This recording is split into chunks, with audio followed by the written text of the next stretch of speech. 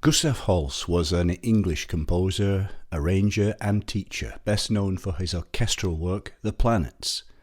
Holst was born in 1874 in Cheltenham, Gloucestershire, and came from a long line of musicians on his father's side.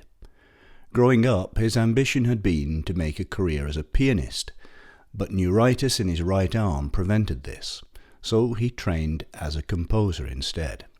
To make ends meet, he played the trombone professionally in theatre bands, and later became a teacher, pioneering music education at St Paul's Girls' School in London, where he taught from 1907 until his death in 1934.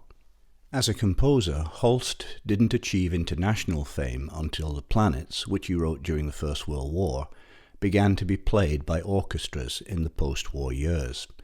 In fact, the first performance of it by the Queen's Hall Orchestra, conducted by Adrian Boult, took place in 1918, a few weeks before the war ended, to an invited audience of just 250. The first public performance by the Royal Philharmonic came the following year. The Planets is in 7 movements, one for each of the planets known at the time, not including the Earth or Pluto, which wasn't discovered until 1930. In the order that they're intended to be performed, they are Mars, Venus, Mercury, Jupiter, Saturn, Uranus and Neptune. This is different from the order of the planets from the Sun, but the concept behind Holst's work wasn't astronomical at all, but astrological. Holst had become fascinated by astrology and casting horoscopes in 1913, and began work on the planets shortly after.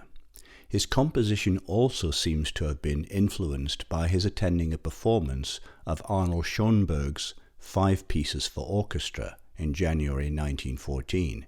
In fact, Holst's original name for his new work was 7 Pieces for Large Orchestra.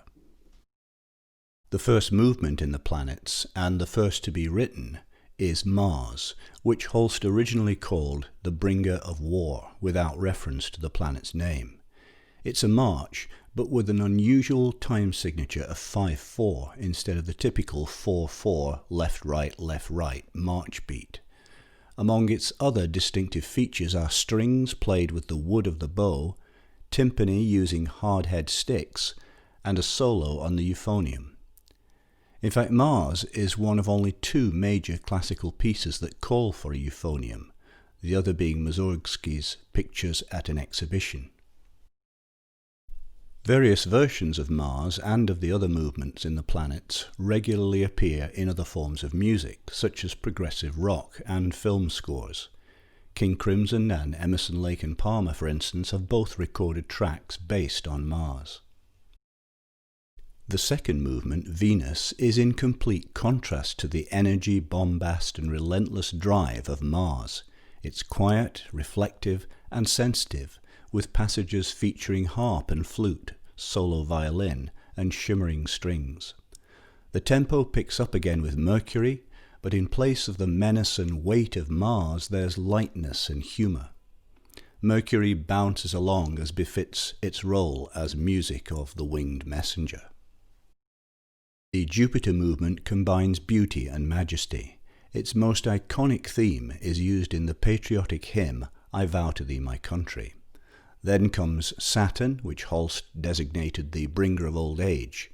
We can hear in it time ticking slowly away, the flutes rocking back and forth, while the double basses play a slow and mournful theme.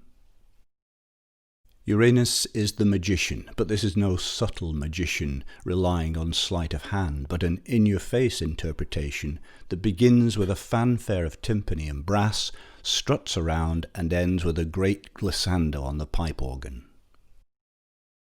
Finally, there's Neptune, the mystic, and here we really do encounter a different world detached from the physical. Despite being played by a large orchestra, the music is quiet and ethereal, featuring harp, celeste, and the only vocal parts in the whole work. At the end, Holst makes use of one of the earliest fade-outs in music. The instruction he wrote for the choir is to be placed in an adjoining room, the door of which is to be left open until the last bar of the piece, when it is to be slowly and silently closed. The last bar of the piece is to be repeated until the sound is lost in the distance.